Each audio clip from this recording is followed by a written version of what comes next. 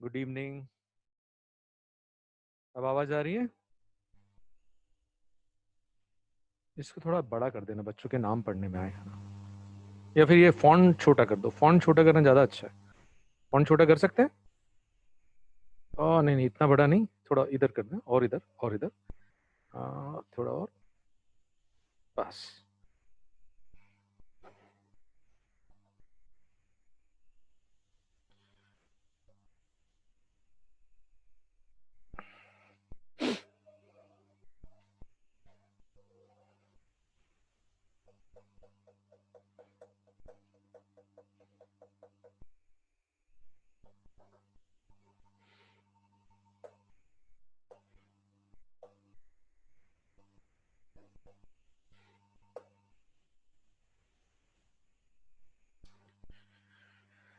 जो डाउट्स दो तीन बाकी थे वो फिनिश कर लेते हैं, फिर अपन एसएचएम आगे बढ़ाएंगे।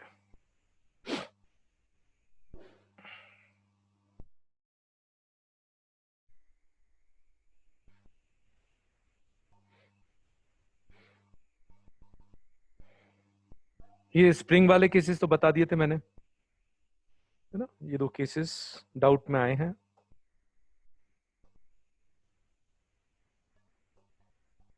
ये वाला केस, दो केसेस मैंने बता दिए थे ना, उसके डाउट्स अब मैं सॉल्व नहीं कर रहा। अब फ्रिक्शन के क्वेश्चंस हैं, कुछ एनएलएम के भी हैं। ठीक है, क्वेश्चन नंबर 30।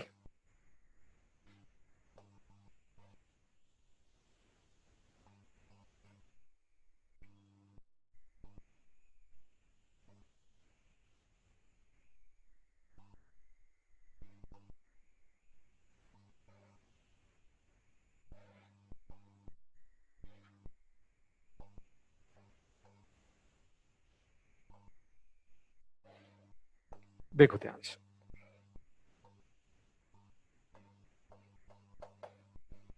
कुछ लोड है, कुछ वेट है, और कहते हैं इसको सपोर्ट करने के लिए कितना फोर्स लगाना पड़ेगा। ये पुली फिक्स्ड है, मतलब ये दोनों अटैच्ड है। ऐसे एक यहाँ एक्सटेंशन है, ये दोनों स्टेशनरी है। तो बहुत ईजी है। से मान लीजिए यहाँ पे फोर्स एफ लगा रहे हैं आप, तो इस थ्रेड में टेंशन कितना हुआ? एफ।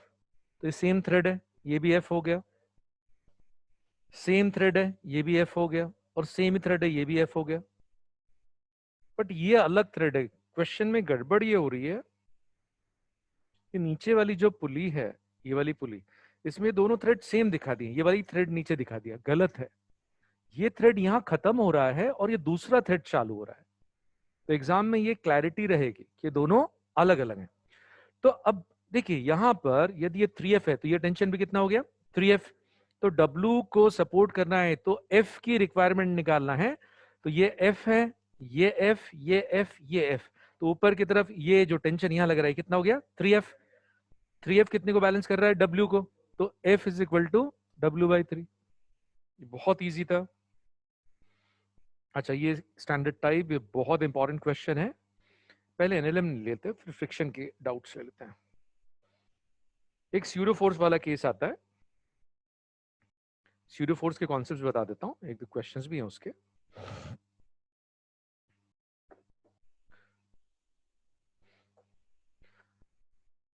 एक तो ये केस ध्यान रखेंगे, स्यूडो फोर्स के बिना भी ये हो जाता है।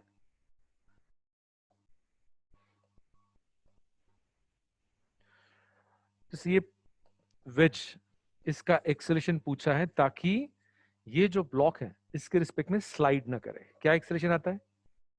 याद है? वो याद रखना है, G tan थीटा। और वो कैसे आता है उसका डेरिवेशन मालूम होना चाहिए, स्यूडो फोर्स के साथ और बिना स्यूडो फोर्स के। मुझे बेसिकली ये बताना है कि स्यूडो फोर्स के साथ कैसे काम करते हैं। और ये केस भी बहुत इंपॉर्टेंट है, तो एक तीर से दो निशाने में केस भी कवर हो जाएगा, स्यूडो फोर्स के साथ काम करते भी आएगा। ठीक है? तो यहां पर जब भी वो कहें कि भाई ये एक्सेलरेशन बताइए ताकि ये जो ब्लॉक है बिना किसी एडिशनल फोर्स के इसके साथ साथ चले, तो this acceleration has to be G tan theta. तो इसमें पहले मैं अर्थ के रिस्पेक्ट में काम करके बता रहा हूं। तो अर्थ के रिस्पेक्ट में कोई स्यूडो फोर्स नहीं लगाएंगे, सिर्फ रियल फोर्सेस। तो यदि इन दोनों के बीच में रिलेटिव मोशन नहीं है, ध्यान से देखिए, तो ये जो ब्लॉक, इसको एज ए पार्टिकल ड्रॉ कर रहा हूं, है ना, उस ब्लॉक को एज ए पार्टिकल ड्रॉ कर रहा हूं, उसका भी एक्सेलरेशन कितना आएगा, ए, है ना, ये जो कैलकुलेट करना है ये एक्सेलरेशन आएगा। तो इसके फ्री बॉडी डायग्राम में एक तो mg लग रहा है, कोई प्रॉब्लम नहीं, और दूसरा फोर्स नॉर्मल रिएक्शन का, जो कि वर्टिकल के साथ कितना एंगल बनाएगा, थीटा का एंगल थीटा। बताओ यहाँ पे ma का स्यूडो फोर्स क्यों नहीं लगाया, क्योंकि अर्थ के रिस्पेक्ट में काम करे और अर्थ के रिस्पेक्ट में ये एक्सेलरेशन ए से चलेगा, ठीक है, अर्थ के रिस्पेक्ट में काम करेंगे तो ये वेज के साथ चलेगा। तो ये दो फोर्सेस हैं। अब जो भी एक्सेलरेशन है हॉरिजॉन्टल डायरेक्शन में, तो बताओ वर्टिकल डायरेक्शन में रिजल्टेंट फोर्स कितना आएगा। जो भी एक्सेलरेशन है हॉरिजॉन्टल डायरेक्शन, मतलब वर्टिकल डायरेक्शन में कोई एक्सेलरेशन नहीं है, तो n cos theta is mg। n का वर्टिकल डायरेक्शन में सारे फोर्सेस के कंपोनेंट्स कैंसिल हो रहे हैं, तो पहली इक्वेशन क्या आई, n cos theta is mg। तो n is mg by cos theta, step 1, ठीक है। अच्छा, अब इस डायरेक्शन में जो नॉर्मल रिएक्शन का कंपोनेंट है, mg का तो कोई कंपोनेंट है ही नहीं, mg का कंपोनेंट हॉरिजॉन्टल डायरेक्शन में कितना है, 0। n का component n sin theta, n sin theta, this is resultant force, this is resultant force. इसको मास से डिवाइड करेंगे तो क्या आ जाएगा, acceleration g tan theta. This is okay. इधर बेटा सुमित, ऋतिक, नैनी, जल्दी बताओ, ठीक है ना, आना ही चाहिए ये, अर्थ के रिस्पेक्ट में यहाँ इजीली काम हो गया, सर्कुलर मोशन में ये बहुत काम में आने वाली स्टेप्स, ठीक है। अब यदि हम स्यूडो फोर्स यूज करते हैं, तो स्यूडो फोर्स यूज करते समय प्रिकॉशन क्या रखना है, 2-3 सिंपल केसेस कवर करूंगा जो आप ऑलरेडी जानते हो। जैसे यहां, ठीक है, इसको हम इस वेज के रिस्पेक्ट में ऑब्जर्व करेंगे। मान लीजिए आप वेज पे बैठे हैं, यहां बैठे हैं आप, ठीक है, और इसको ऑब्जर्व कर रहे हैं, तो आपके रिस्पेक्ट में ना ये नीचे जाएगा ना ऊपर, क्योंकि वो वेज के साथ चल रहा है। तो उस कंडीशन में इस वेज की रेफरेंस फ्रेम में, वेज तो खुद स्टेशनरी, आपके रिस्पेक्ट में आप हमेशा स्टेशनरी हो जब तक कि आपकी आत्मा आपको छोड़ के नहीं जाती।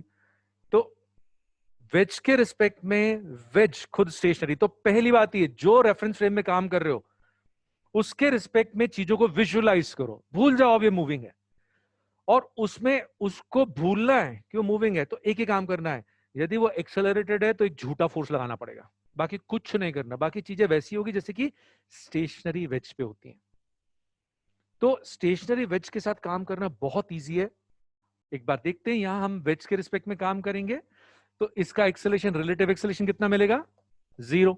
अब फ्री बॉडी डायग्राम ड्रॉ करते हैं। mg के दो कंपोनेंट्स, इधर mg sin थीटा, इधर mg cos थीटा। आप समझो, पहले रियल फोर्सेस ड्रॉ कर लेते हैं, mg के दो कंपोनेंट्स। अच्छा, ऐसे ही क्यों प्लॉट किया, क्योंकि स्टेशनरी इंक्लाइंड प्लेन पर काम करते समय आप ये दो कंपोनेंट्स के साथ काम करते हो, है ना। जब भी ब्लॉक स्टेशनरी इंक्लाइंड प्लेन पे मूव करता है तो आप mg को दो कंपोनेंट्स में रिजॉल्व करते हो। तो वैसे अब इसको स्टेशनरी जैसा ही ट्रीट करना है, भूल जाओ ये मूविंग है, जैसे स्टेशनरी के साथ काम करते हैं वैसे इसके साथ काम करना है। अच्छा, ये हो गया। उसके बाद ये नॉर्मल रिएक्शन, ये रियल फोर्सेस, ये एक्चुअल में लग रहे हैं। अब हमको क्या लगाना है, झूठा फोर्स।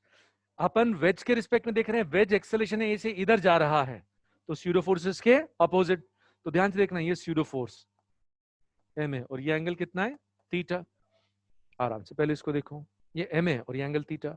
अब इसको भी रिजॉल्व कर दो, एम ए का इधर वाला component M A cos theta, हटा दो इसको, एम ए जो कि अब फोर्स जैसा बिहेव करेगा, इसका ये वाला कंपोनेंट, इधर वाला component M A cos theta,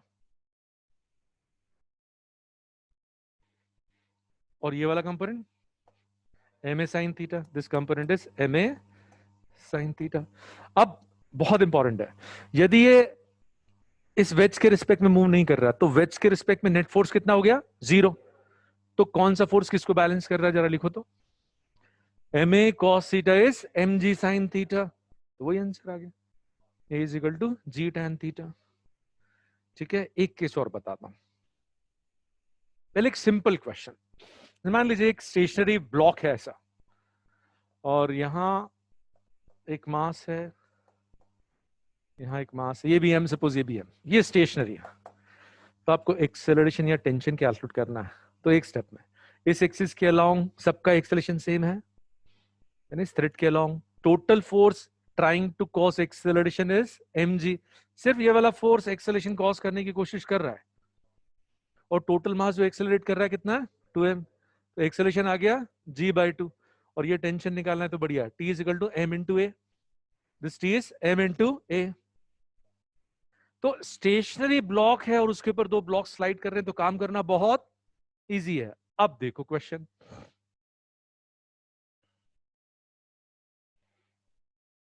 probable questions में से एक है, इसलिए मैं डील कर रहा हूं यहां।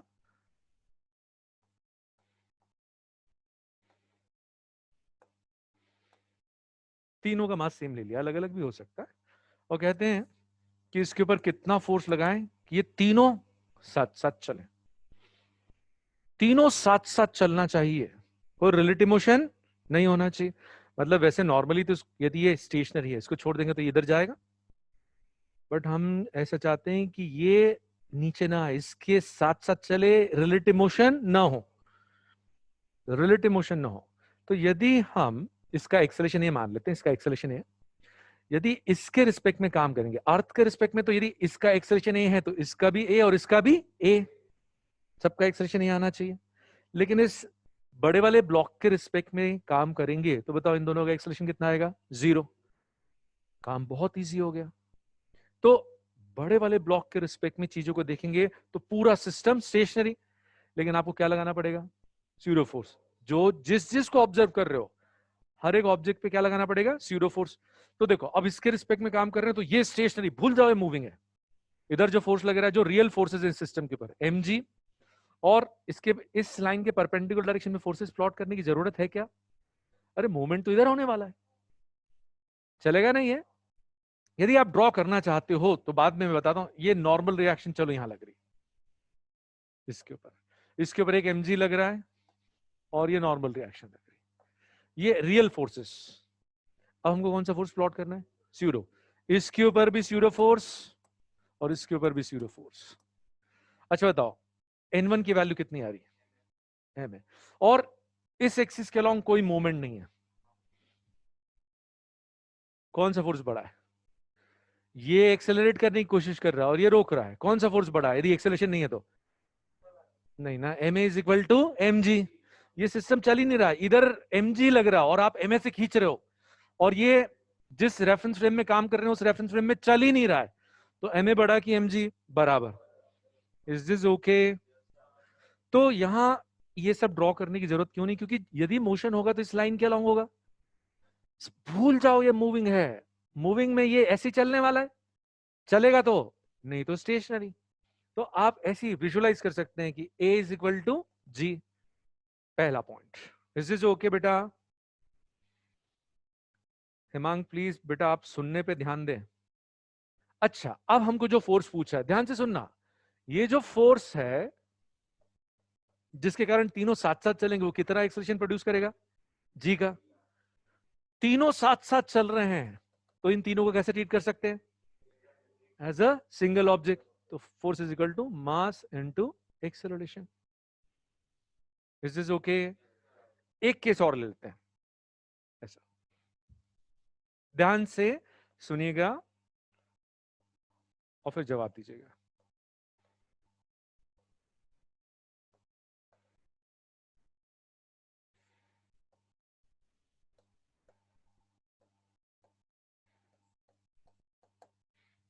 पूरी स्टेप्स रिपीट होंगी। ये फोर्स पूछते हैं ताकि रिलेटिव मोशन ना हो, सब साथ साथ चलें। तो हम इसके रिस्पेक्ट में काम करेंगे, बड़े वाले के रिस्पेक्ट में, तो पूरा सिस्टम स्टेशनरी। यहां से फोर्स कितना आ रहा है, mg, और इधर नॉर्मल रिएक्शन है, जरूरत नहीं ड्रॉ करने की। इधर 2mg ड्रॉ करने की जरूरत नहीं है, क्योंकि वो इस एक्सिस के परपेंडिकुलर है। कि ड्रॉ करूं, चलेगा ना? और यहां स्यूडो फोर्स नहीं, 2m है। अब बताओ यदि नहीं चलने की कंडीशन सेटिस्फाई हो रही तो कौन किसके बराबर, बताओ a की वैल्यू कितनी आ रही है, g/2, ए की वैल्यू कितनी आ रही है, g/2। Question solve. अब ये फोर्स निकालना है जो इस पूरे सिस्टम को g/2 का एक्सेलरेशन दे रहा है। 3m + m + 2m that is 6m × a। और यदि ये नहीं चल रहा था तो ये टेंशन कितना आएगा, mg। कुछ भी निकाल सकते, यू कैन फाइंड एनीथिंग। ठीक है, इज दिस ओके? इधर बेटा सबको समझ में आया? तो ये स्यूडो फोर्स के जो केसेस आपको आ सकते हैं वो मैंने बताया। ऐसे तो बहुत बड़ी रेंज है। नहीं यार, वो बहुत लेंदी में चला जाएगा, अभी तो लेवल बहुत इजी रहेगा।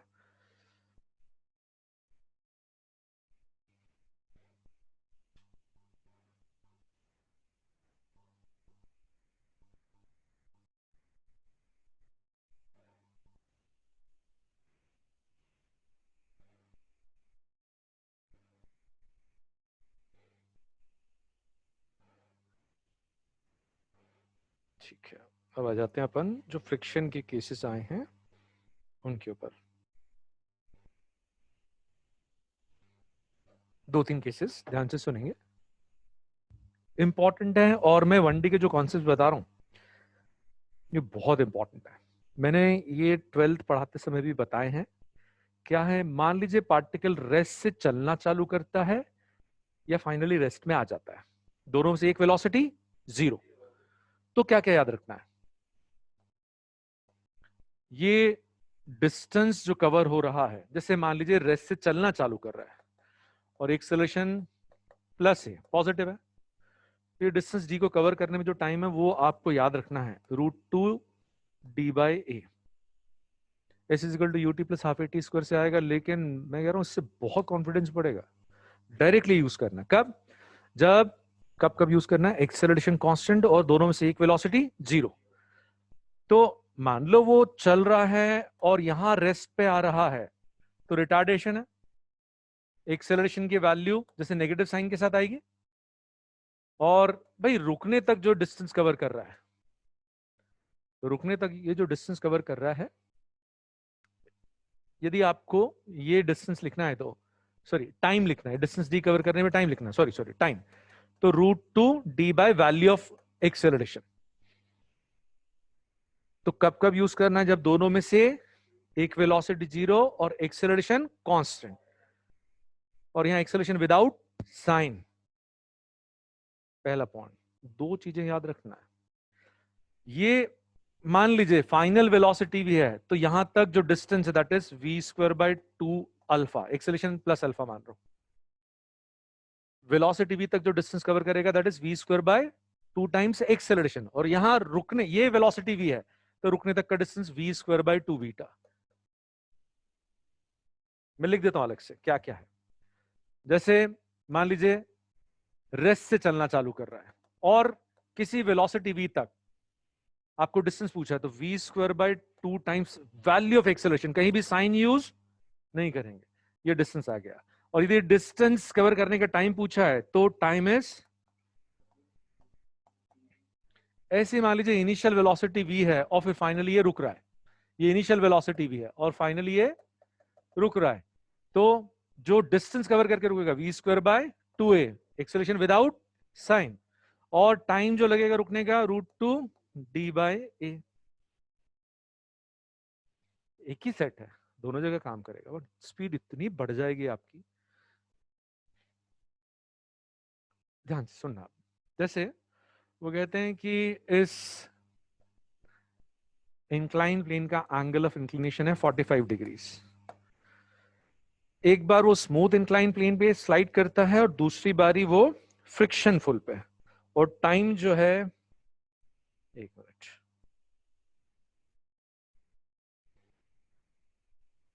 n times the time. पहले ये स्मूथ के अलोंग स्लाइड कर रहा है और बाद में रफ के अलोंग, तो जब रफ है तो टाइम ज्यादा लगेगा। तो कहते हैं कि फाइनल टाइम रफ के लिए जो टाइम है that is n times the time taken to cover the smooth incline plane, और आपको कोफिशिएंट ऑफ काइनेटिक फ्रिक्शन पूछा है, एक स्टेप में बन जाएगा। ये जो टाइम है this is √2d bye acceleration when surface is rough. तो रफ सरफेस में जब ये नीचे आएगा, ये आप मुझे बता देना कंफर्टेबल है कि नहीं। नीचे आ रहा है, रेस्ट से रिलीज करने पर नीचे आ रहा है, मतलब mg sine theta mu mg cos theta से ज्यादा है। नीचे आ रहा है तो mg sine theta mu mg cos theta से ज्यादा है। तो जो नेट फोर्स है mg sign theta minus mu mg cos theta, friction इसको अपोज करेगा, तो जो एक्सेलरेशन है वो आ गया g। यहां दोनों आराम से, जल्दीबाजी नहीं, इसको मास से डिवाइड कर देंगे तो ये आ जाएगा एक्सेलरेशन नीचे की तरफ, और साइन 45 दोनों में है, 1/√2 बाहर निकाल दें। तो ये जो रफ के लिए है 1/√2 g/√2 रादर g/√2 बाहर आ जाएगा, और फिर 1 माइनस म्यू, इधर n times √2, same distance cover हो रहा है, g साइन थीटा से स्क्वायर कर दो। You have one equation and one variable, you have one equation and one variable. इसको अच्छे से समझना है। तो जैसे यहीं काटापीटी मचा देते हैं, स्क्वायर रूट यहीं हटा दीजिए, नेक्स्ट स्टेप नहीं लिखना, स्क्वायर यहीं की कॉपी की, इसी स्टेप पे आपको स्क्वायर करना है। लिखने में बहुत टाइम खराब करते हैं आप लोग। स्क्वायर कर दिया, 2d कैंसिल हो गया, g/√2 कैंसिल हो गया, तो you have 1 minus mu is 1/n², तो mu is 1 minus 1/n²। This is okay. अब लोग घोट लेते हैं, मैं कहता हूं समझ लो, बेसिक्स आप ध्यान रखो। कौन सा फॉर्मूला?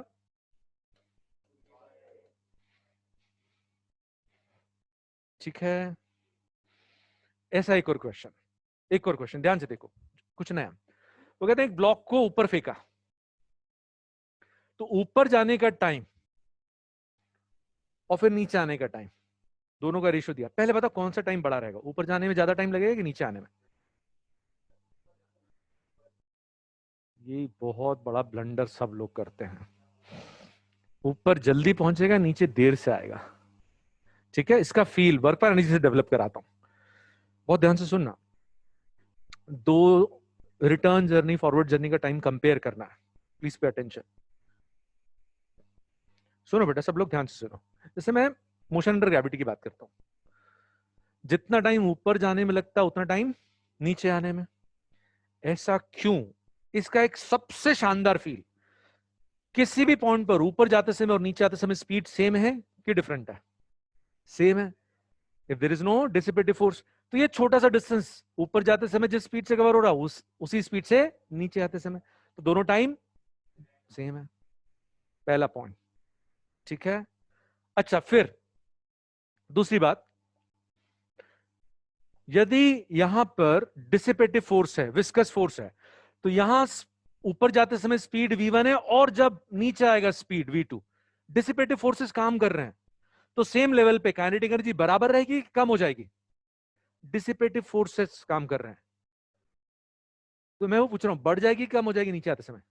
कम हो जाएगी ना। डिसिपेटिव फोर्स क्या करता है? सिस्टम की एनर्जी को कम करता है। Can you visualise?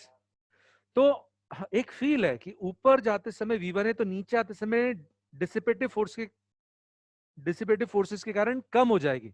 तो सेम डिस्टेंस स्लो स्पीड से कवर हो रहा है, स्लो स्पीड से कवर हो रहा है, तो फिर टाइम ज्यादा लगेगा, नीचे आने में टाइम ज्यादा लगेगा। ठीक है। और लास्ट पॉइंट, पहले बताओ ये एकदम क्लियर है?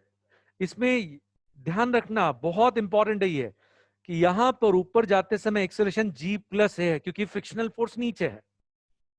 फ्रिक्शनल फोर्स किधर है? नीचे। जब नीचे आएगा तो mg तो नीचे लगेगा, लेकिन फ्रिक्शनल फोर्स ऊपर, तो यहां एक्सेलरेशन g माइनस ए हो जाएगा। ये एक्सेलरेशन कितना हो जाएगा? g माइनस ए। अच्छा, अब आप ये देखो, जाते समय आते समय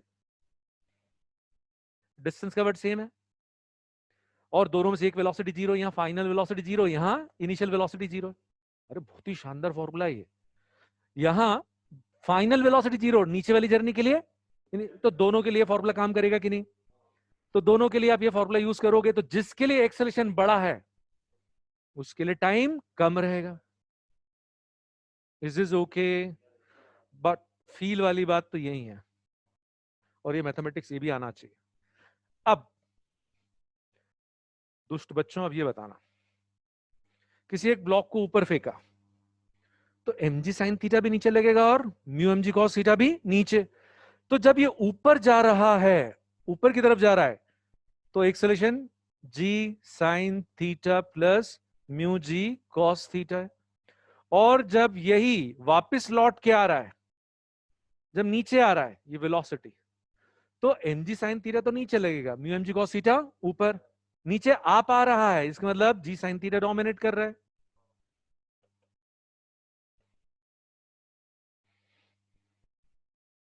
इसमें कोई problem?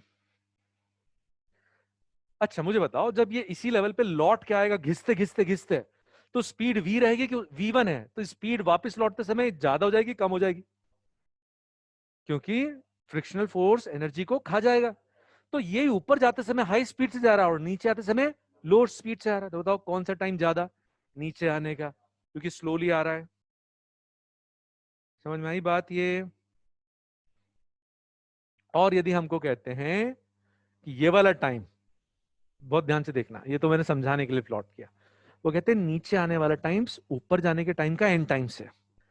Time to come down is n times the time to go up, क्योंकि ये टाइम ज्यादा रहेगा। समझे? अब आपको ये जो टाइम है इसके लिए कौन सा फॉर्मूला यूज करना है? √2l/a। क्यों, ये क्यों यूज कर सकते हैं? एक में फाइनल जीरो और एक में इनिशियल जीरो, और बहुत काम का फॉर्मूला है, कोई शॉर्ट ट्रिक नहीं है वो। तो यहां पे अब लिख देते हैं √2l डाउनवर्ड एक्सेलरेशन, रूट मतलब जब डाउनवर्ड जर्नी है, √2l acceleration for upward journey. तो यहां पे देखो स्क्वायर कर देते हैं, काटा पीटी मचा दो, स्क्वायर कर दो, तो n² AD is equal to A up. कोई प्रॉब्लम इसमें? जब ऊपर जाएगा तो दोनों एक्सेलरेशन नीचे की तरफ, तो g sign 45 plus mu G cos 45, plus की माइनस, प्लस होगा ना, तो यहां डायरेक्टली लिखना g बाई √2 1 प्लस म्यू,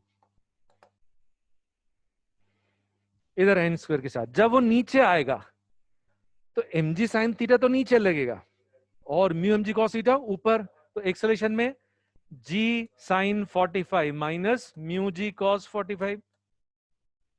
यह वन इक्वेशन वन वेरिएबल, बहुत पीसफुली आप म्यू की वैल्यू निकाल सकते हो। इज दिस ओके और नॉट? इधर कोई डाउट बेटा?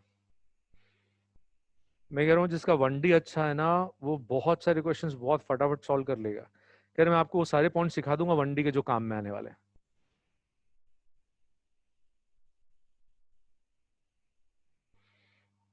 आपने भी एक भेजा था, देखते हैं बेटा अब।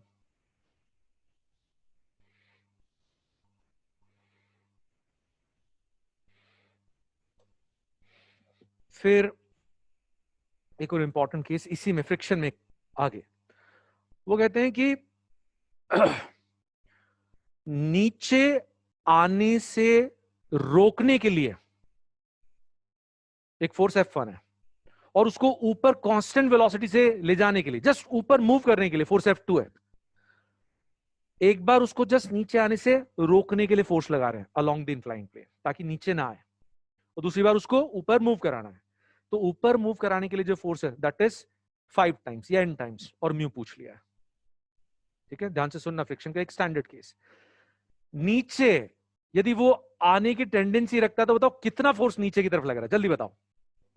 M G sine theta minus mu M G cos theta, इतना फोर्स यदि वो चलेगा तो नीचे लाएगा, और उसको रोकना पड़ रहा है मतलब एम जी साइन थीटा बड़ा है, उसको रोकना पड़ रहा है मतलब एम जी साइन थीटा बड़ा है।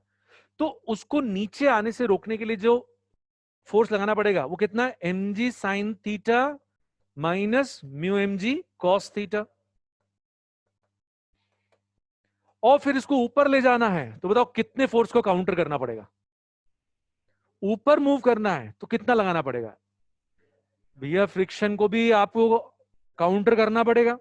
तो ऊपर लेके जाएंगे तो बताओ कितना फोर्स रोक रहा है ऊपर लेके जाने के लिए? M G sine theta plus mu M G cos theta, वो फोर्स इसका n टाइम्स है, वो फोर्स इसका n टाइम्स है।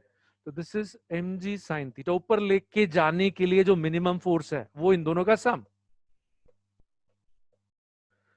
You have one equation and one variable. यदि 45 दे दिया तो सब तरफ ये कैंसिल हो जाएगा, mg by root two mg by root two mg by root two mg by root two cancel हो गया। ये आ गया n 1 minus mu is equal to 1 plus mu. Is this clear बेटा? इधर सबको समझ में आया?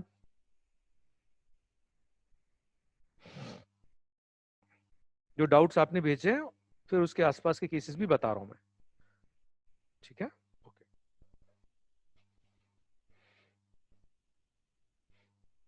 एक रोप वाला क्वेश्चन आपने पूछा था, चैन वाला, कहां चला गया?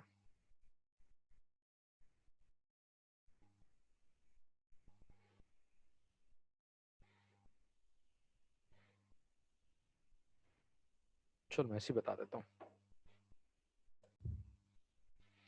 म्यू वाला क्वेश्चन था क्या?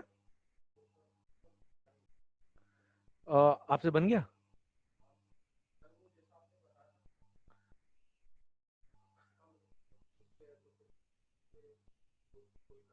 हाँ हाँ हाँ, उससे हो गया। ठीक है ठीक है ठीक है, वो भी बहुत इंपॉर्टेंट है। ठीक है, अब एसएचएम पे आ जाते हैं। देखें बच्चे बोल रहे हैं अभी डाउट भेजें।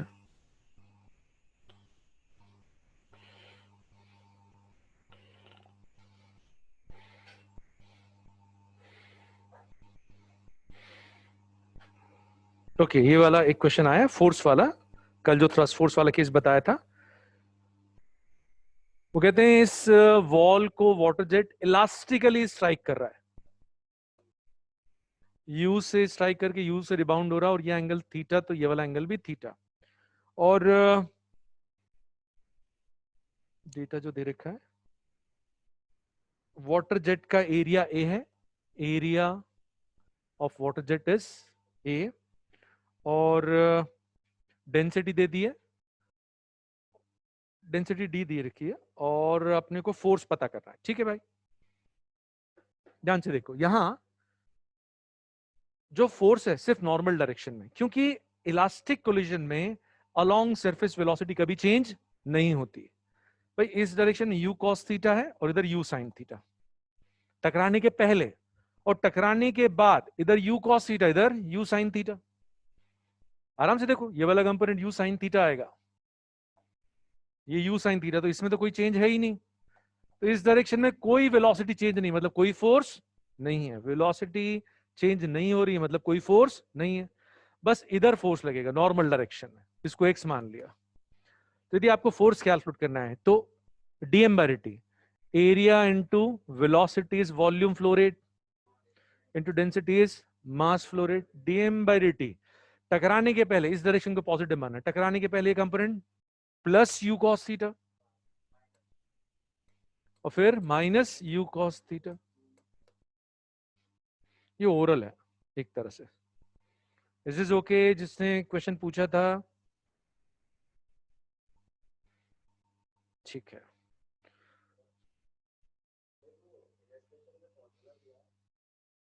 ले आओ ले आओ ले आओ। कौन से वाला? ये वही वाला डाउट है ना, म्यूएल फॉर्मूला याद मत रखो, ऑन द स्पॉट डिराइव करना। बता देता हूं, इसमें फ्रैक्शन पूछा जो लटक रहा है ना, fraction of length which is hanging और लेंथ विच इज हैंगिंग। ठीक है, देखो ध्यान से, वो कहते हैं एक टेबल है और ऐसे एक चेन है, तो मैक्सिमम लेंथ पूछिए जो कि फ्रीली हैंग कर सकती है, मैक्सिमम लेंथ, क्योंकि आप इसको बढ़ाते चले जाओगे तो कभी ना कभी ये स्लाइड करना चालू कर देगी। तो या तो वो मैक्सिमम लेंथ दे देंगे और म्यू पूछेंगे, ठीक है, या म्यू देके मैक्सिमम लेंथ पूछ लेंगे। आप समझो यहां पे, जैसे ये वाला पार्ट,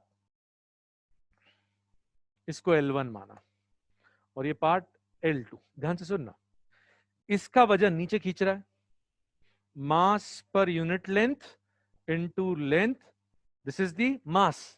ये mg नीचे की तरफ लग रहा है जो कि मोशन कॉज करने की कोशिश कर रहा है, और यहां पे जो फोर्स ऑफ फ्रिक्शन है वो इसको अपोज कर रहा है। फोर्स ऑफ फ्रिक्शन इसको अपोज कर रहा है, जहां स्लाइडिंग चालू होने वाली है ये दोनों फोर्सेस जस्ट बराबर हैं, तो दिस इज म्यू। अब ये जो मास है कितना, mass per unit length into length, mu M G, बस इतना ध्यान रखो। इसमें कुछ याद करने की जरूरत है क्या? ये खींचने वाला फोर्स जब maximum force of static friction के बराबर हो जाएगा तब स्लाइडिंग चालू होने वाली है, चाहे जो कैलकुलेट कर लो आप। तो यहां देखो, यदि आपको म्यू कैलकुलेट करना है, वो कहते हैं फिर क्या कहेंगे कि 1/3 of length is hanging, 1/3 length is hanging when it is about to slip. तो फिर आप क्या करोगे, ये तो कैंसिल हो गया, ये हो गया L/3 और ये हो गया 2L/3, म्यू आ गया 1/2। कॉन्सेप्ट स्टोर करो, फॉर्मूला गड़बड़ है, फॉर्मूला नॉट रिकमेंडेड। जहां जरूरी वहां बता रहा हूं, जहां जरूरी है वहां बिल्कुल बताऊंगा मैं आपको, ठीक है। बट इस केस में आप ये कॉन्सेप्ट ध्यान रखेंगे एक बार फिर, इधर जो mg है वो म्यू mg के, इस म्यू mg के बराबर है, तब स्लिपिंग चालू होगी। More doubts are there on the group of NLM. देखते हैं, एक बार और देख लेते हैं।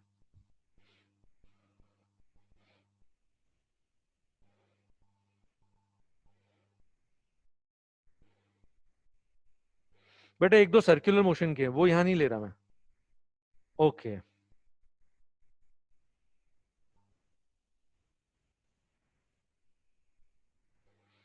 कन्वेयर बेल्ट, अरे यार ये क्या हो रहा है,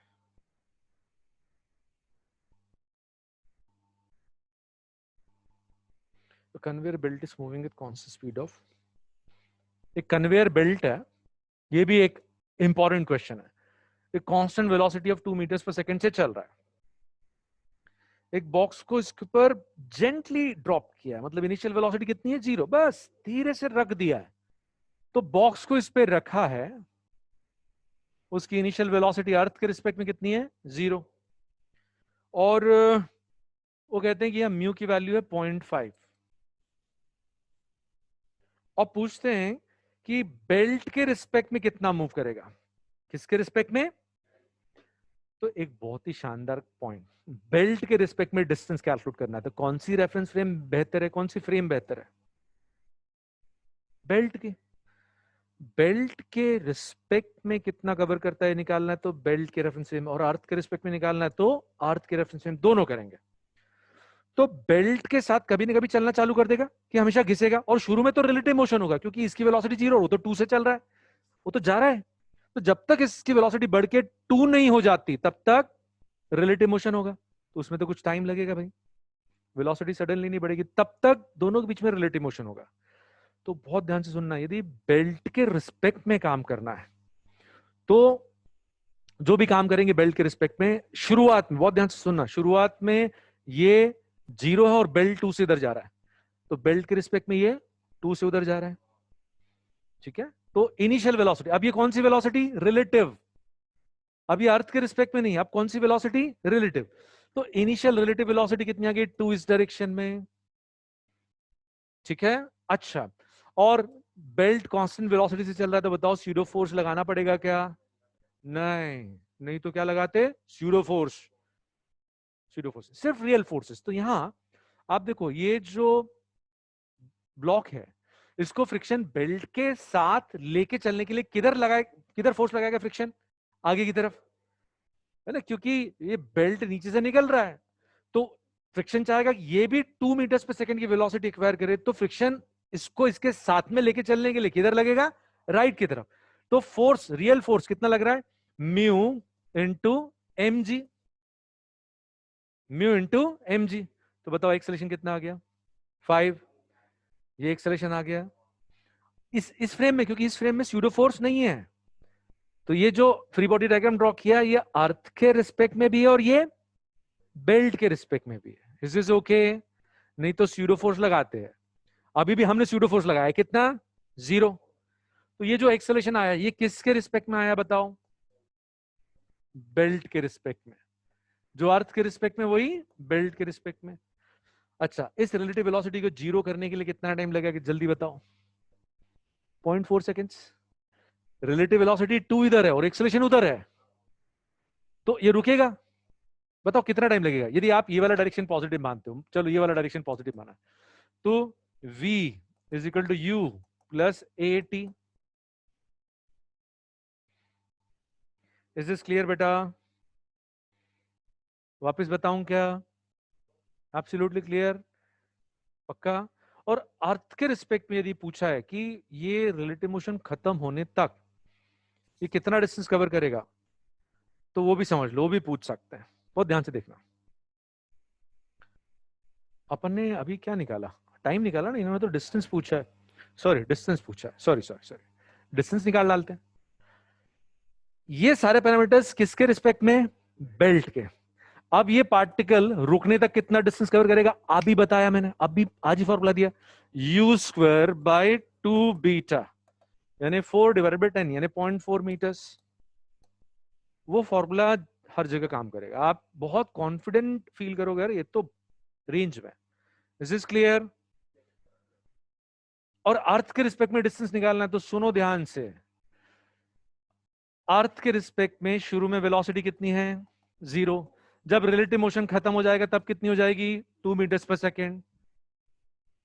ठीक है, और एक्सेलेरेशन कितना है? 5 का। v square is equal to U square plus 2s। लेकिन इससे बढ़िया v स्क्वायर बाय 2 बीटा। अभी वो फॉर्मूला दिया, इनिशियल वेलोसिटी 0 है ना, फिर कौन सा फॉर्मूला काम कर रहा है? v square by 2 times acceleration. तो फिर से डिस्टेंस कितना आ रहा है? 0.4। अर्थ के रिस्पेक्ट में कितना आ रहा है? 0.4। Is this clear? सुमित ये समझ में आया ये वाला? चलिए अब एक आध केस और देख लेते हैं।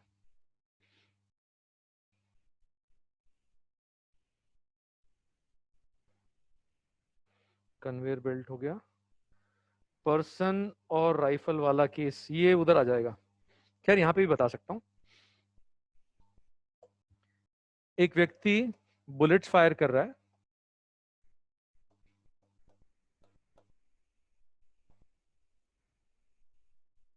ठीक है, निशाना लगा रहा है, और वो कहते हैं कि इस व्यक्ति का और राइफल का दोनों का मिलके मास, इन दोनों का टोटल मास है 100 kg, कैपिटल एम मान लेते हैं, और वो 10 बुलेट्स 5 सेकेंड्स में फायर कर रहा है। 10 इन 5 सेकेंड्स, तो पर सेकेंड कितनी हो गई? 2 पर सेकेंड। और एक बुलेट का मास है 10 ग्राम, इसको मान लेते हैं एम, और वो फायर कर रहा है मजल वेलोसिटी ऑफ 800 मीटर्स पर सेकेंड। मजल वेलोसिटी यानी इसके रिस्पेक्ट में होती है, मजल वेलोसिटी अर्थ के रिस्पेक्ट में नहीं होती, वो गन के रिस्पेक्ट में होती है, रिलेटिव वेलोसिटी। तो final velocity acquired by the person and average force exerted on the person. ये जो फाइनल वेलोसिटी वाला केस है ये मैं बताऊंगा मोमेंटम कंजर्वेशन में। फोर्स यहां बता देता हूं, जो बस सिस्टम को छोड़ के जा रहा है, थ्रस्ट फोर्स का फॉर्मूला क्या है? D M by dt U relative, याद है ये? तो रिलेटिव वेलोसिटी तो डायरेक्टली 800 दे दी है, और एक सेकंड में 2 बुलेट्स, तो एक सेकंड में कितना मास? mn, कल बताया था। एक सेकंड में n बुलेट्स फायर कर रहे हैं एक सेकंड में, तो एक सेकंड में जो मास फायर कर रहे हैं that is nm, nm into मजल वेलोसिटी। ये फोर्स तो यही समझ लो। और इस रिलेटिव वेलोसिटी के ऑपोजिट, रिलेटिव वेलोसिटी के ऑपोजिट, तो एक ऑप्शन प्लस साइन के साथ एक माइनस साइन के साथ, तो कौन सा प्रेफर करेंगे? Minus sign. ध्यान रहेगा ये।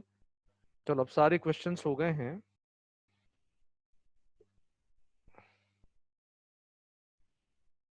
ये ने ताजे वाले और भेज दिए।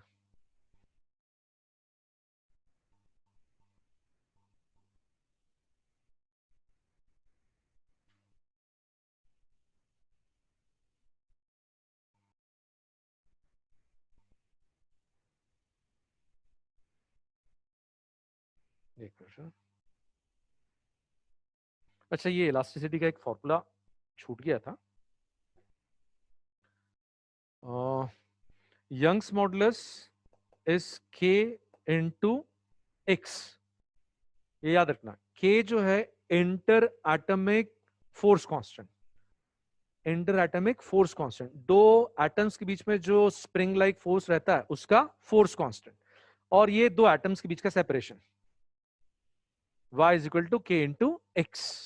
ठीक है, एक मिनट, मैं फॉर्मूला गलत लिख रहा हूँ शायद। जस्ट अ सेक, मैं डिराइव करता हूँ ना, 1 सेकंड में डिराइव हो जाएगा। यदि ये d है तो d स्क्वायर, तो k e बाय l इंटू एक्स, है ना। ये एक्स का फोर्स है और फिर a divided by D square इतने हैं डिवाइडेड बाय, जस्ट सेक, ये डेरिवेशन यही की मैंने, लिस्ट कर दिया। फॉर्मूला मेरे को याद नहीं रहता।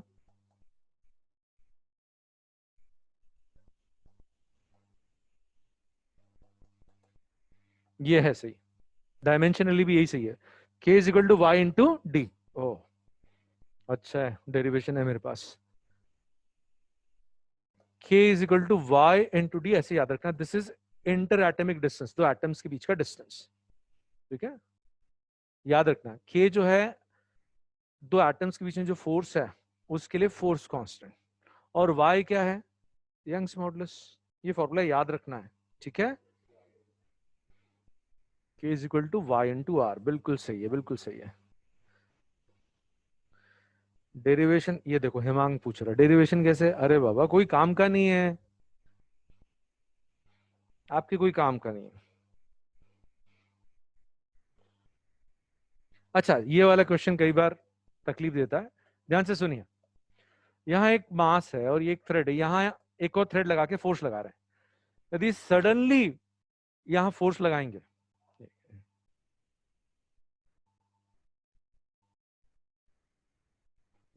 ये स्ट्रिंग 1, ये स्ट्रिंग 2, सडनली बड़ा फोर्स लगाएंगे तो 1 टूटेगा कि 2?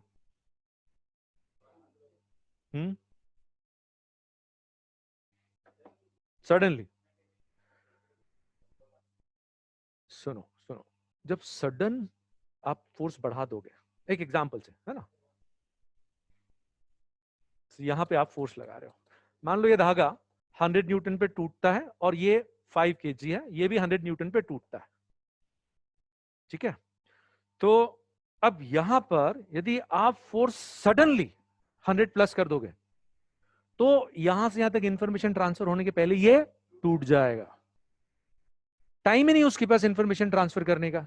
लेकिन आप धीरे धीरे इस फोर्स को 50 तक ले जाओगे, ये 50 हुआ तो बताओ ये कितना हो जाएगा, वो 100 हो जाएगा। तो अब कौन टूटेगा, ऊपर वाला। You are giving time for information to transfer. Sudden jerk दे दिया तो ये टूट जाएगा, और स्लोली टेंशन बढ़ा रहे हो तो ऊपर वाला टूटेगा। This is okay. चलिए अब अपन आ जाते हैं एसएचएम पे। एसएचएम में कहां पहुंच गए थे अपन, किधर से आवाज आई है, कौन सा फॉर्मूला? इंपल्स वाले क्वेश्चन में लगा सकता हूँ, मतलब जहां इंपल्स ट्रांसफर हो रहा है कंटिन्यूस रेट से, वहां ना। हाँ बिल्कुल, आप बता देना क्वेश्चन और अच्छे से बता दूंगा मैं। के इज इक्वल टू, ठीक है, जो स्प्रिंग कांस्टेंट है पिस्टन के एसएचएम के लिए, यहां तक पहुंच गए थे, that is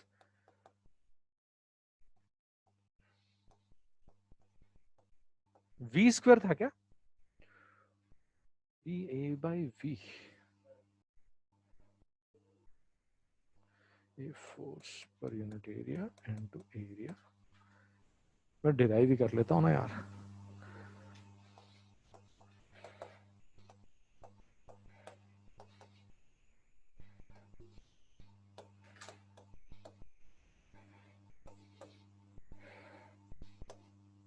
K is B A square by V। छोटा सा डेरिवेशन, क्या डेरिवेशन आपके कोई काम का नहीं है अभी। B A square by V, और जिसमें एरिया अपन इस वेसल का यूज नहीं करेंगे, एरिया किसका, पिस्टन का, लेकिन वॉल्यूम पूरी गैस की, पूरी वॉल्यूम, वॉल्यूम पूरी गैस की। ठीक है, अच्छा, इसमें ध्यान रखना यदि आपको एडियाबेटिक प्रोसेस दे रखा है तो एडियाबेटिक प्रोसेस के लिए the bulk modulus is gamma times pressure, equilibrium pressure, और आइसोथर्मल के लिए सिंपली इक्वल टू प्रेशर। यदि आपको गैस का नेचर नहीं दे रखा है और प्रोसेस का टाइप नहीं बताया है तो ये मत यूज करना, क्योंकि गामा मालूम ही नहीं है आपको, फिर आप क्या मानेंगे, आइसोथर्मल। ये ध्यान रखेंगे, है ना।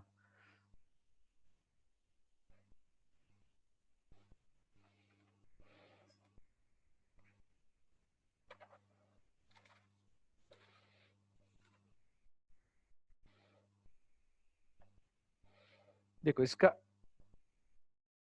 एक क्वेश्चन जो एनसीईआरटी में आया है वो तो डायरेक्ट कैसा है, डायरेक्ट फॉर्मूला बेस्ड है।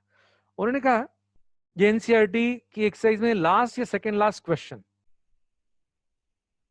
यहां पर एक ऐसा पिस्टन दे रखा है और क्या कहते हैं, ये जो वॉल्यूम है गैस की, ये वी है, और इस गैस का बल्क मॉडुलस डायरेक्टली भी दे दिया है, पिस्टन का एरिया ये दे दिया, और time period of small oscillations. तो डायरेक्टली फॉर्मूला क्या है, T is equal to 2 pi under root M by K, what is K, B A square by V. ये एनसीईआरटी, ठीक है। उन्होंने तो पूरा डेरिवेशन मांगा है आपसे, लेकिन नीट में डेरिवेशन नहीं आएगा, तो डायरेक्ट एक क्वेश्चन मैंने बनाया, नहीं नहीं ये बनाया हुआ नहीं, ये एग्जाम का क्वेश्चन है।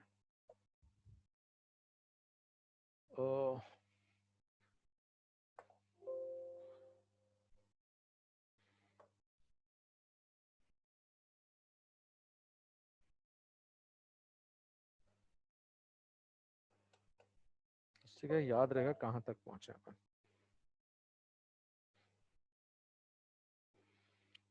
तुम्हारा नाम क्या है? अच्छा, मेरे को लगा हर्षित है ये।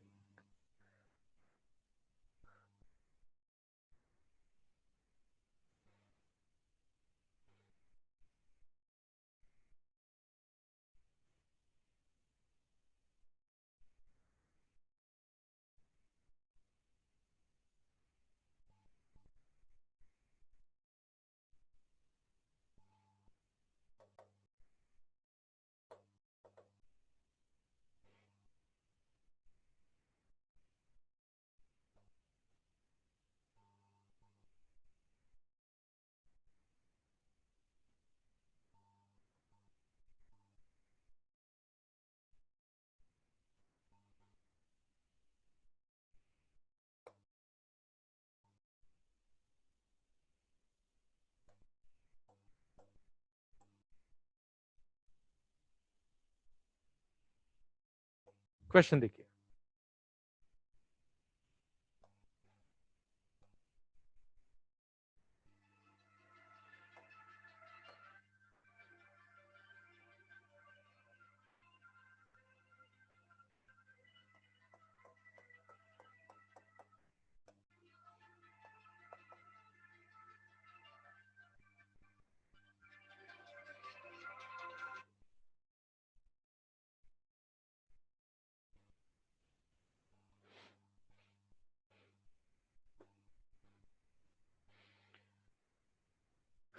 इसको छोटा सा ये यहाँ आइडियल गैस है, इसको छोटा सा डिस्प्लेसमेंट दिया और स्मॉल ऑसिलेशंस का टाइम पीरियड पूछा है, और प्रोसेस का नेचर वगैरह कुछ नहीं बताया ना, गैस का नेचर बताया। क्या मानोगे, क्या मानोगे, आइसोथर्मल। एटमॉस्फेरिक प्रेशर नहीं दे रखा है तो क्या करोगे, निग्लेक्ट करोगे। ये 2 पॉइंट्स।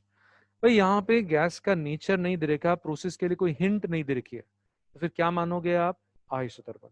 एटमॉस्फेरिक प्रेशर ना दिया है ना पूछा है, कोई हिंट भी नहीं है, 4 ऑप्शंस में नहीं है, तो फिर 0।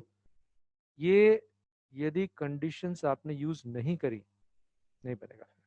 अच्छा, जैसे आपने देखा पिस्टन के ऑसिलेशन का टाइम पीरियड, तो ध्यान से सुनिए, time period is 2 pi under root M upon B A square by volume, पहली स्टेप। और आपको सिर्फ हाइट दे रखी है, सिर्फ और सिर्फ हाइट दे रखी है, ठीक है भाई। यदि वॉल्यूम एक एक करके वॉल्यूम लिखना है तो एरिया मानना पड़ेगा। चलो एरिया मान लेते हैं, ए इंटू एच वॉल्यूम हो गई, भाई वो टर्म्स लिखना है ना, तो एरिया ए मान लेते हैं, तो वॉल्यूम हो गई ए इंटू एच, और फिर मास एम, और कुछ भी नहीं दे रखा, तो ये बल्क मॉडुलस क्या मानोगे,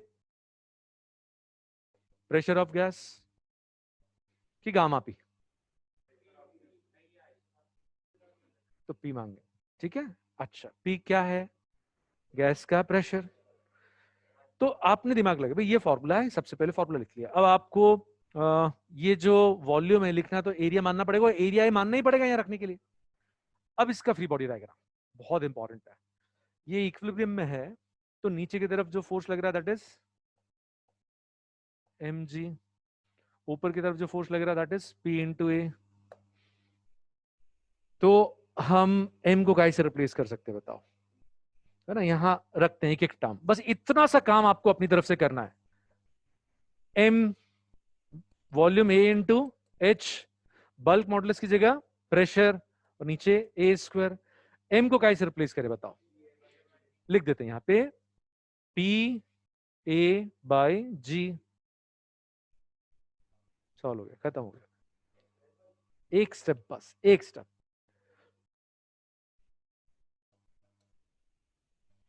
लेकिन ये फॉर्मूला नहीं मालूम है तो फिर आगे नहीं बढ़ सकते।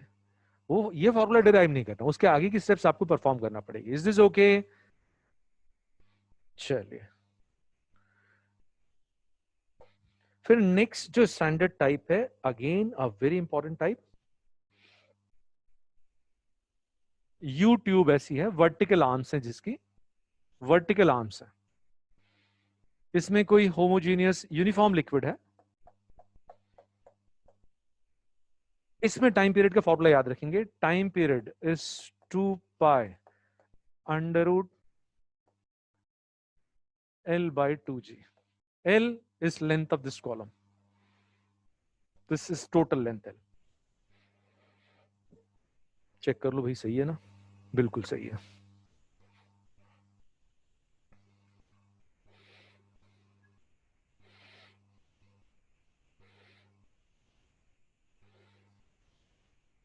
अगर दोनों कॉलम में अलग अलग h हाइट, बेटा इक्विलिब्रियम में तो दोनों हाइट सेम ही रहेगी ना। और अभी तो मैं आपको एक स्पेशल केस बता रहा हूं जो सबसे ज्यादा इंपॉर्टेंट, फिर जनरल केस अभी बताऊंगा।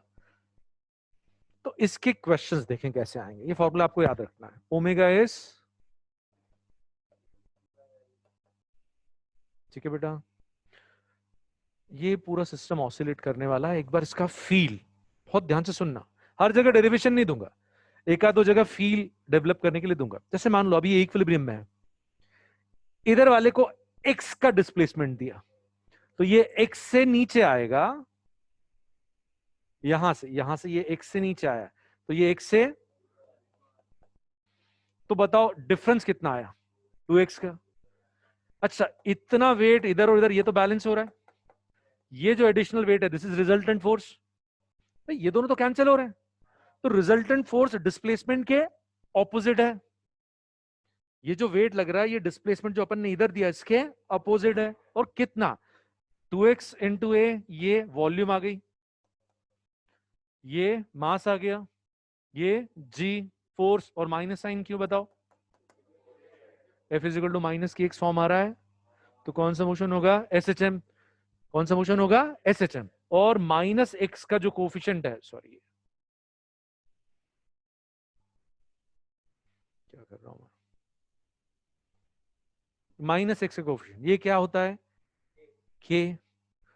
तो time period is 2 pi under root m by k। k कितना आ रहा है, 2 रो g।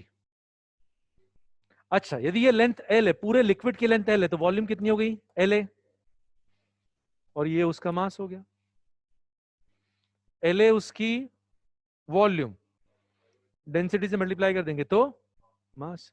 तो देखो यहां पर, ओ तेरे की, वही मैंने बोल रहा हूं, प्रिंटिंग एरर हो गया यहां पे।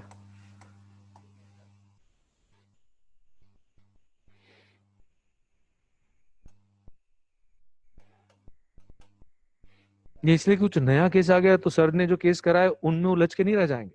कुछ नया आया तो कर सकते हैं, छोटे छोटे डेरिवेशन ही आए, बहुत लेंथी डेरिवेशन, वो जो पिस्टन वाला वो डेरिवेशन लेंथी है, वैसा डेरिवेशन कभी नहीं आएगा। आगे बढ़े, अब इसके क्वेश्चन जो आए हैं नीट में और जो आ सकते हैं, बहुत ध्यान से सुनना। पहला क्वेश्चन, सुनना ही बस, नोट भी मत करना। यहां पर किसी ट्यूब में, ट्यूब भी ड्रॉ करने की जरूरत नहीं है, लिक्विड का टाइम पीरियड T0 है। अब वो कहते हैं कि इस लिक्विड को आधे एरिया ऑफ क्रॉस सेक्शन वाली ट्यूब में ट्रांसफर कर दिया, सेम लिक्विड को ऐसी ट्यूब में ट्रांसफर कर दिया जिसका एरिया आधा हो गया। अब टाइम पीरियड बताओ। तो भाई ये टाइम पीरियड सिर्फ और सिर्फ किस पे डिपेंड करता है, लेंथ पे। यदि आप पतली ट्यूब में लिक्विड डाल दोगे तो बताओ ये लेंथ बढ़ जाएगी घट जाएगी? वॉल्यूम वही है, A1L1 is equal to A2L2। पतली ट्यूब में लेंथ बढ़ जाएगी, है ना? यहाँ पे A1L1 is equal to A2L2। ये एरिया आधा हो गया तो लेंथ कितनी हो जाएगी? डबल। लेंथ डबल होगी तो टाइम किस फैक्टर से चेंज होगा? √2।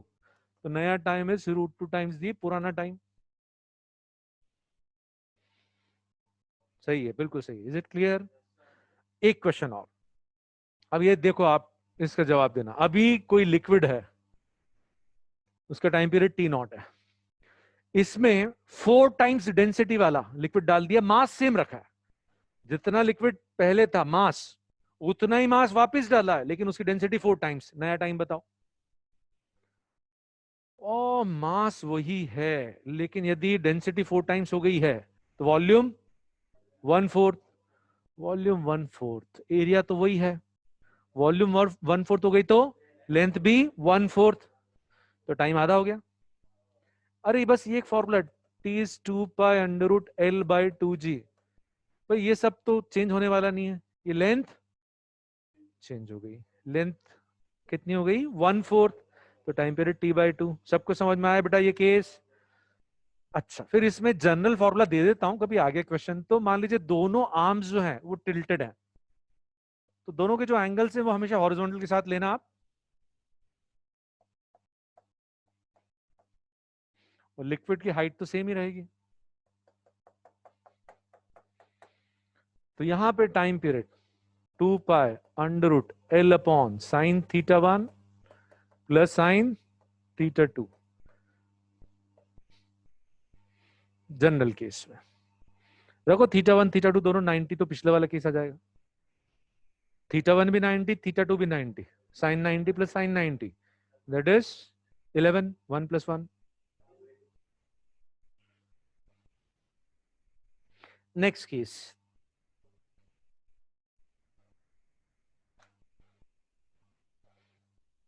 Time period of floating object.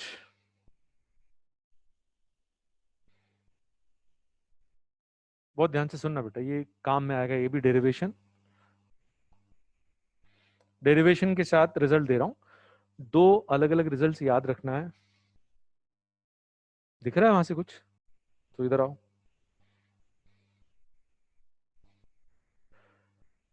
पहला जो फॉर्मूला आपको याद रखना है, T = 2π√h/g, या स्मॉल h/g, जो हाइट सबमर्ज्ड है, डायरेक्टली इसको यूज करना है। यदि ये h हाइट दे रखी है तो ये टाइम पीरियड आ गया।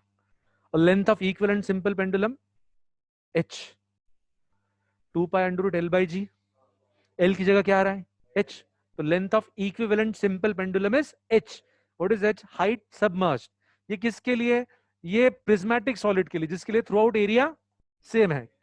क्यूबॉइड है, क्यूब है, सबका एरिया पूरी हाइट के लिए सेम रहेगा। कोन के लिए काम करेगा क्या? नहीं, कोन के लिए एरिया अलग अलग हाइट पे अलग अलग। ये प्रिज्मेटिक सॉलिड्स के लिए, ठीक है। और दूसरा, यदि अपने को के कभी लिखना है तो A rho G, A this area, rho density of liquid. जो फोर्स कांस्टेंट है एसएचएम का वो भी याद रखेंगे, ए रोयल जी। तो टाइम पीरियड का दूसरा फॉर्मूला,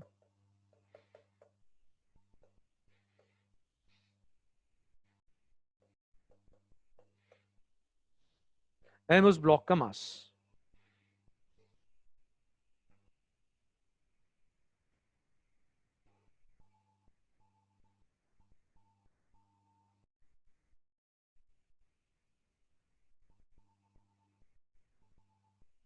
ठीक है। अब ऐसा क्यों? ध्यान से सुनेंगे, प्लीज पे अटेंशन। यहां पर ये इक्विलिब्रियम में है, मतलब इतना लिक्विड जो डिस्प्लेस हुआ है, ये जो लिक्विड डिस्प्लेस हुआ है, इसका मास या इसका वेट सिलेंडर के वेट को बैलेंस कर रहा है। ये बॉइंट फोर्स, जो ये लिक्विड का मास या वेट डिस्प्लेस्ड है, ये सिलेंडर के वेट को बैलेंस कर रहा है। This is okay. अब मान लो इसको x से और नीचे डिस्प्लेस करते तो बताओ कितनी एडिशनल वॉल्यूम डिस्प्लेस हो जाएगी? इतनी वॉल्यूम, यानी इतना लिक्विड का मास, यानी इतना एडिशनल बॉन्ड फोर्स। भाई ये वाला बॉन्ड फोर्स तो इसके वेट को कैंसिल कर रहा था, ये क्या हो गया, रिजल्टेंट, और बढ़ गया। तो ये जो फोर्स एडिशनल फोर्स आया ये क्या हुआ, रिजल्टेंट, और ये एक्स के ऑपोजिट बॉन्ड फोर्स ऊपर की तरफ बढ़ेगा। आपने डिस्प्लेसमेंट दिया नीचे की तरफ, ये क्या होगा, ये लिख दिया। इसका भी फायदा बताऊंगा। दिस इज के, और इसी को कन्वर्ट कर देते हैं। बहुत ध्यान से सुनना, प्लीज पे अटेंशन। यहां पर ये जो एक्सप्रेशन है इसको इसमें कैसे कन्वर्ट करेंगे, ध्यान से सुनना। ये जो मास इस सॉलिड का है, this is mass of liquid displaced, हाँ या ना। जितना लिक्विड का मास डिस्प्लेस हुआ सॉलिड के मास को बैलेंस कर रहा है। पहले मैंने पढ़ाया फ्लूइड्स में, फ्लोटेशन में जो लिक्विड डिस्प्लेस होता है उसका मास सॉलिड के मास के बराबर होता है। तो ये mass is mass of liquid displace, बताओ कितना लिक्विड डिस्प्लेस हुआ, A into H into rho L, A into H into rho L, ये आंसर आ गया। इसकी जगह रख दिया A into H into rho L, दोनों आना चाहिए, ठीक है, पक्का। हाँ, अब इसके क्वेश्चंस देखें।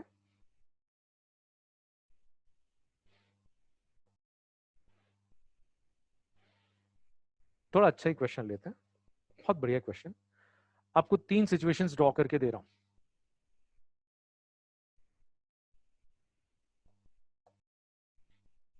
या 2 ही देता हूं।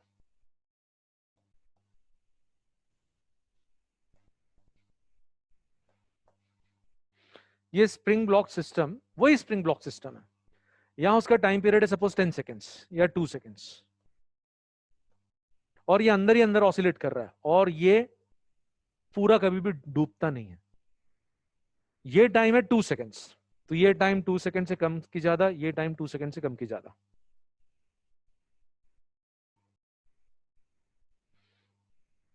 जल्दी बताओ।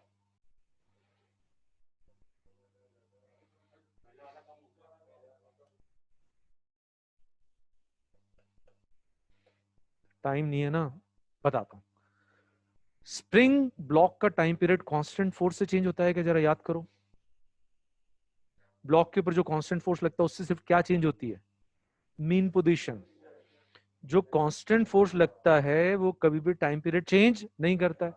ये पूरा डूब जाएगा तो जो बॉइंट फोर्स है वो क्या हो गया, कांस्टेंट। मतलब यहां पे सिर्फ mg का कांस्टेंट फोर्स लग रहा है, और यहां पे mg माइनस बी का। और ये कांस्टेंट फोर्स कितना भी चेंज करो, सिर्फ क्या चेंज होगी, mean position, time period change. पहले इसको लॉक करो। इज इज ओके बेटा, इधर। अरे डैम्पिंग नहीं रे बाबा, जब तक मेंशन नहीं है विस्कोसिटी अकाउंट नहीं करना बेटा, ठीक है आदित्य। वो मेंशन कर देंगे बेटा, वो अपन को अकाउंट करना है कि नहीं, है ना। अब यहां बात करें, बताओ ये बॉइंट फोर्स कांस्टेंट है क्या, जब ये अंदर जाएगा तो कैसा बिहेव करेगा, स्प्रिंग फोर्स जैसा भी बताया। यदि और डुबाएंगे तो स्प्रिंग फोर्स जैसा बिहेव करेगा, के की वैल्यू निकाली। तो यहां पे ये स्प्रिंग फोर्स के साथ साथ एक और स्प्रिंग फोर्स आ गया, water force is behaving like spring force. लेकिन पूरा डूब जाएगा तो फिर बताओ बॉइंट फोर्स एक्स के साथ चेंज होगा क्या, नहीं। तो यहाँ पे वो कांस्टेंट है, लेकिन यहाँ पे कैसा है, यहाँ पर स्प्रिंग लाइक बिहेवियर। तो यहाँ दो दो स्प्रिंग्स का पैरेलल कॉम्बिनेशन है, एक इधर से फोर्स लगा रहा है, एक इधर से फोर्स लगा रहा है। तो K1 प्लस K2। और यदि टाइम पीरियड निकालना ही है तो देखो यहाँ पे time period is 2 pi under root m upon K plus A rho L G. What is A rho L G, that is K2, K1 plus K2। तो यहाँ पे K बढ़ गया है तो टाइम पीरियड कम हो जाएगा। Is this okay. सेकेंड वाले में विराज बेटा ये फोर्स कांस्टेंट फोर्स है ना, ये कांस्टेंट फोर्स mg से mg माइनस बी में कन्वर्ट हो रहा है, उससे मीन पोजीशन चेंज होगी, टाइम पीरियड चेंज नहीं होगा, ठीक है।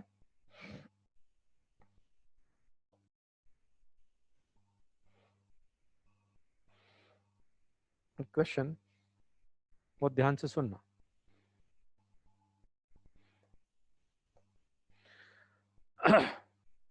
वो कहते हैं कि यहां इसकी रिलेटिव डेंसिटी है 0.4, ठीक है।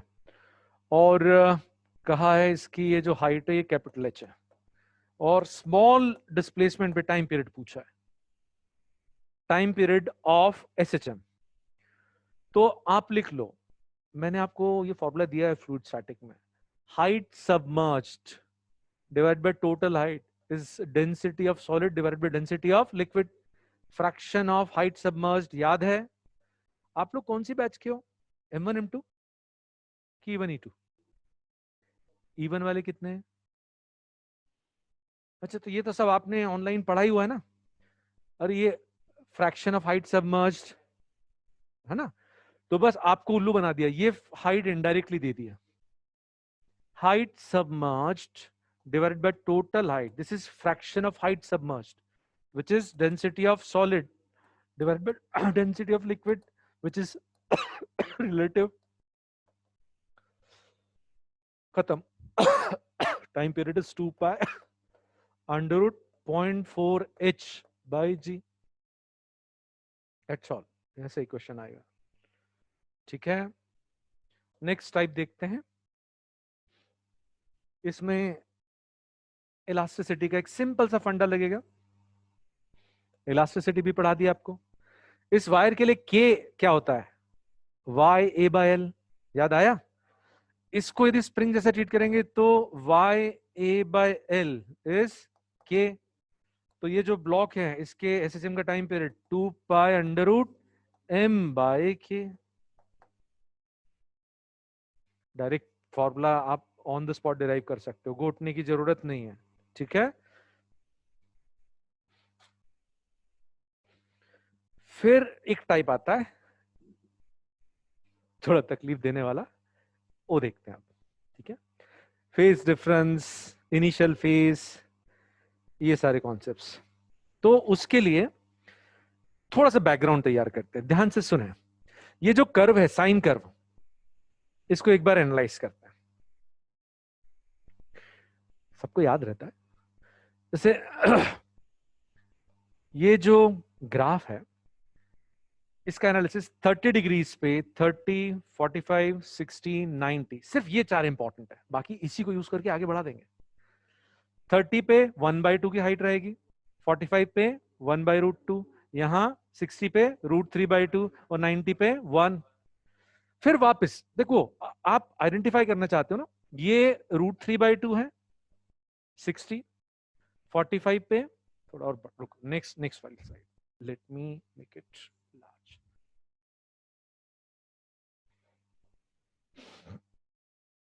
तो जैसे 30 डिग्रीज, वैसे तो यहां लेना चाहिए लेकिन बहुत क्राउडिंग हो जाएगी। 30 डिग्रीज पे हाइट कितनी है, 1/2। जैसे अपन ये लें x is equal to a sine ये एंगल, तो ये जो एंगल है जब ये 30 होगा तो यहाँ a/2 आ जाएगा, 45 होगा तो a/√2, 60 होगा तो √3/2 और ये a।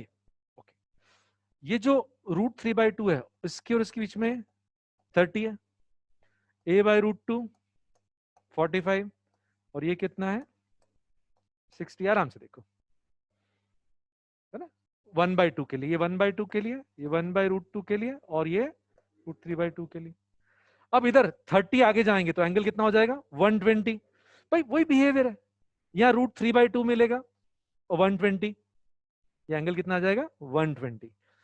फिर 45 135, फिर 1/√2 हो जाएगा x, और फिर 60 तो इधर 150, ये हो जाएगा 1/2। तो x की वैल्यू ये एंगल कहलाता है फेस एंगल। जैसे अपन ये डिस्क्राइब करते हैं ना मोशन को, x is equal to a sine omega T plus five. तो ये जो एंगल है टाइम के साथ चेंज होता है, इसको मैं बोल रहा हूं थीटा थोड़ी देर के लिए, ये थीटा a साइन थीटा जो टाइम के ऊपर डिपेंड करता है। और किस रेट से चेंज होता है, ओमेगा की रेट से। डिफरेंशिएट एसी में बताया था, एक बार रिपीट करना जरूरी है, ठीक है। तो ये एंगल ओमेगा की रेट से चेंज होता है। पहले इस एंगल का एनालिसिस, ये जब 30 होगा तब भी 1/2 और ये 150 होगा तब भी x की वैल्यू 1/2 a/2। दोनों में डिफरेंस क्या है, एक बार वो पॉजिटिव वेलोसिटी के साथ मूव कर रहा है, दूसरी बार नेगेटिव, क्योंकि यहाँ x की वैल्यू बढ़ रही है। x की वैल्यू बढ़ रही है मतलब पॉजिटिव x की तरफ जा रहा है। और यदि फेज एंगल 150 है तो वापस से a/2 है, लेकिन कैसा a/2, जब वो वेलोसिटी नेगेटिव है। तो क्या ध्यान रखना है, यदि वो a/2 पे इस तरफ जा रहा है तो +30, फेज एंगल कितना आएगा 30, क्योंकि 30 डिग्रीज पे x की वैल्यू a/2 मिलेगी और वेलोसिटी पॉजिटिव, और जब वापस लौट के आ रहा है तो फिर से a/2, लेकिन वेलोसिटी नेगेटिव है, तो अब फेज कितना हो जाएगा 150। ये एंगल इसको कहते हैं phase angle. Is this clear और नॉट? अच्छा, a/√2 पे है और नेगेटिव डायरेक्शन में जा रहा है, तो फेज बताओ। इस ग्राफ का फील a/√2 उधर 135। पहले इसको लॉक करो, तो सब लोग यस और नो बोल दो इसको जरा, मजा आ जाएगा। एसएसएम के क्वेश्चन ओरली बनने लग जाएंगे ग्राफ से, ठीक है? नहीं नहीं नहीं, बिल्कुल एंगल ऑफ रिपोज फ्रिक्शन का कॉन्सेप्ट है, ये फेज एंगल है। अच्छा, अब इधर वाले सेम की सेम, वही डिफरेंस, जैसे यहां ये 180 हो गया, ठीक है? अब ये 30 आगे, 45 आगे, 60 आगे, ऐसा करते जाओ, बट एक्स की वैल्यू नेगेटिव आ जाएगी। यहां से 30 आगे तो -1/2 यानी 210 चलेगा बेटा। जैसे यहां से आगे बढ़े ना, अब नीचे जा रहे हैं, 45 पे 225 -1/√2, 240 √3/2 माइनस, ठीक है? अच्छा, फिर इधर आगे भी देखो, यहां 270 तो ये -a यानी -1। क्लियर है ये? इसमें कोई प्रॉब्लम? इन एंगल्स को आप याद नहीं भी रख पाते हो तो ये ग्राफ से आप लिख सकते हो ना। एक बार प्रैक्टिस भी करा दूंगा। फिर इसके आगे देखो, इधर ये डिफरेंस कितना है 30 का, 30 आगे बढ़ो, इधर 30 इधर 30 तो ये -√3/2। फिर इधर 45 तो इधर 45 तो 315 तो ये -1/√2। और उधर 60, ये देखो एंगल कितना है 270 तक, 60 इधर 330 तो ये आ गया -1/2। नहीं, ये फेजर डायग्राम नहीं है बेटा, ये तो ग्राफ से मैं आपको ओरल क्वेश्चन सॉल्व करना बता दूंगा। तो यदि कभी पार्टिकल नेगेटिव एक्स पे है, मान लो -a/2 पर है, -a/2 पर है, तो -a/2 या तो 210 या फिर 330 चलेगा ये, या तो 210 या फिर 330। इधर एक्स और नेगेटिव हो रहा है, तो यहां है तो वेलोसिटी नेगेटिव है, एक्स और ज्यादा नेगेटिव हो रहा है, -a की तरफ बढ़ रहा है, एक्स -a की तरफ बढ़ रहा है, एक्स -a की तरफ बढ़ रहा है, मतलब पार्टिकल किधर जा रहा है, ये -a वाला पॉइंट है, तो यहां है और इधर जा रहा है -a की तरफ। देखो देखो आगे बढ़ेंगे तो एक्स किधर जा रहा है -a की तरफ, तो यहां पर है, मतलब a -a/2 पर नेगेटिव डायरेक्शन में जा रहा है, तो कितना हो जाएगा 210। और वापस आते समय बताओ कितना हो जाएगा, वापस आते समय 330। इज दिस क्लियर और नॉट? इसको मैं बहुत ज्यादा इजी कर दूंगा अभी, पहले इसको समझ लो आप, ठीक है? अच्छा, अब कई बार आपको कहेंगे कि एक पार्टिकल a/2 पर है और पॉजिटिव डायरेक्शन में जा रहा है, और उसी समय दूसरा पार्टिकल √3/2a पर है और नेगेटिव डायरेक्शन में जा रहा है। दोनों में फेज डिफरेंस बताओ। दोनों के फेज डिफरेंस है ना, दोनों के फेज एंगल्स के डिफरेंस। a/2 पर है और पॉजिटिव, तो पहले वाले का फेज कितना आ गया 30, वो +√3/2 पे है, तो यहां पे भी हो सकता है और यहां पे भी, और वेलोसिटी नेगेटिव है, ये वेलोसिटी नेगेटिव है, तो इसका फेज कितना आ गया 120। बताओ फेज डिफरेंस कितना आया 90। ओवरऑल हो गया ना ये, और ये दिमाग में फिट हो जाएंगे फिगर्स।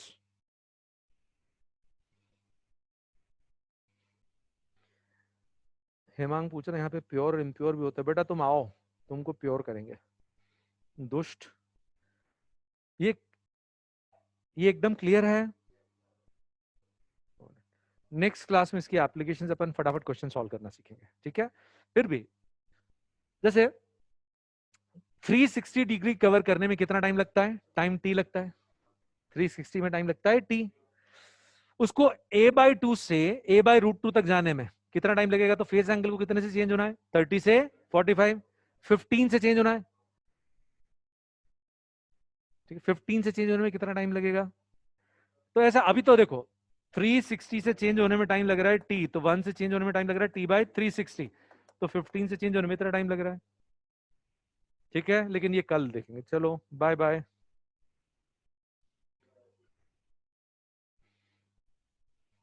चलो